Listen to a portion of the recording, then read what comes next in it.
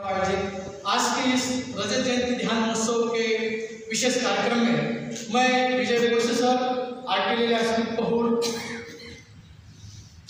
आपका आज के इस प्रोग्राम में आप उपस्थित रहे, इसलिए तहे दिल से एसडीआर फाउंडेशन की ओर से स्वागत करता हूँ।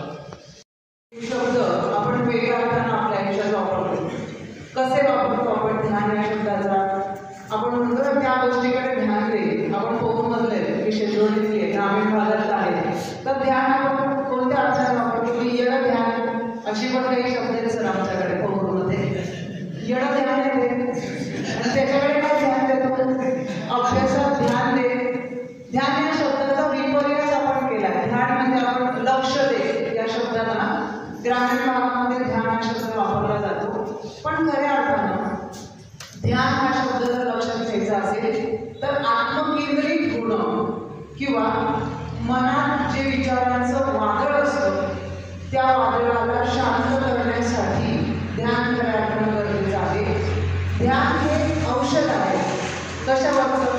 आता आम्ही डॉक्टर आहोत, मॅडम आणि मी तर काही प्रिस्क्रिप्शन देत नाही, आम्ही दोघं काही प्रिस्क्रिप्शन देत नाही. सर आहे तर त्यांनी आल्याने आम्हाला सुरुवात केलं की पोहे कशाचं तांदूळ कसं असतं त्यांचं काम होते लोकांना सांगणं, त्या पद्धतीने ते तुम्हाला देतील. पण ध्यान एक औषध आहे. कोणतं औषध आहे?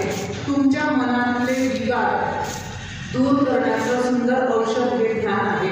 आणि म्हणूनच एसडीआर फाउंडेशनने ध्यान या गोष्टीवर, या औषधावर काम करायचा प्रयत्न केला आहे, तुमच्यापर्यंत पोहोचवण्याचा प्रयत्न केला आहे. आता औषध पण तितकं ताकदीचं असलं पाहिजे बरं का. म्हणजे शेंदोडीमध्ये आमच्या शेजारी एक मुलगी राहते, त्या मुलीला घरात मुंग्या झाल्या, नेमक्या तिच्या कॅडबरीजला मुंग्या लागल्या आणि मग तिला आई म्हटली की जा मुंग्या मारण्याचं औषध घेऊन ये. ती मेडिकलवर गेली. मेडिकलवर गेल्यावर तिने मेडिकलवाल्याला रिक्वेस्ट केली की काका मला मुंग्या मारण्याचं औषध द्या. काका म्हटले की 2 मिनिटं थांबून घे.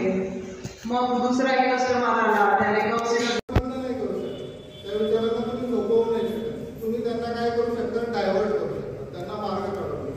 मग नकारात्मक विचार आला की त्याला सांगायचं हा ठीक आहे बाबा तुझा विचार करतो मी थोड्या वेळाने. आणि तो थोड्या वेळाचा जो विचार आहे तो एखादी चांगला विचार भरून काढेल आणि तो चांगला विचार जो आहे तो तुम्हाला पुढे सद्गुणासाठी काम करेल. मला बरेच लोक विचारतात डॉक्टर साहेब व्यसनाचं काही औषध असतं का? माझ्या ज्ञानानुसार, म्हणजे फार वयाने छोटा आहे, माझ्या ज्ञानानुसार मला असं वाटत नाही की व्यसन हे कोणत्या औषधाने सुटेल.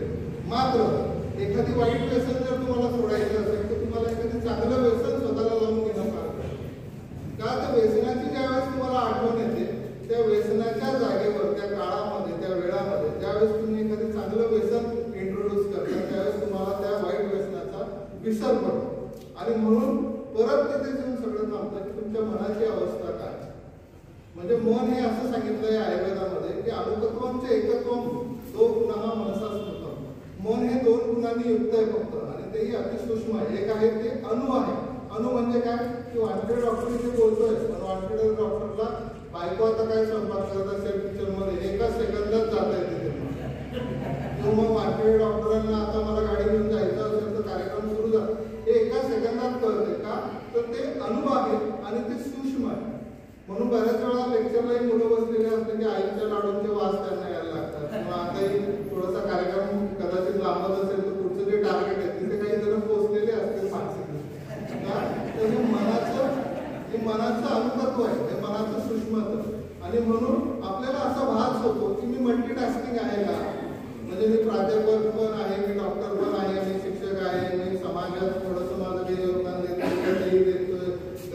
तर असं नाही आहे. या मनाच्या सूक्ष्मतर अवस्था आहे. आणि सरस्वतीने त्या इतक्या सुंदर पद्धतीने मांडल्या आहेत त्यांच्या लेखनामध्ये की मला वाटतं त्यांचं पुस्तक हातात घेतल्यानंतर संपेकडे इतकं सोडावं असं वाटत नाही. याचं कारण आहे जे जे ग्रंथ आहेत, जे जे लिखाण आहे ते तुमच्या पिढीपासून किंवा तुमच्या पिढीपर्यंत जसे निर्माण होतात तशा प्रकारे तुमची समज हळूहळू वाढत जाते. मग आता एक पिक्चर आला होता बघा मध्ये, त्यामध्ये डायलॉग होता की तुम अगर किसी चीज से पूरे शिद्दत से चाहो तो अपनी कायनात तुम्ही लाने की कोशिश में जुट जाते. परत तिथेच आहे की त्या हिरोचंही म्हणणं तेच आहे की तुम्ही मनाला एक चांगलं वळण लावा, एक सकारात्मकता लावा. आणि असा अनुभव आहे की तुम्ही रुग्णांना किंवा रुग्ण नसलेल्यांना, म्हणजे आयुर्वेद कदाचित एकमेव शास्त्र आहे जगाच्या की जे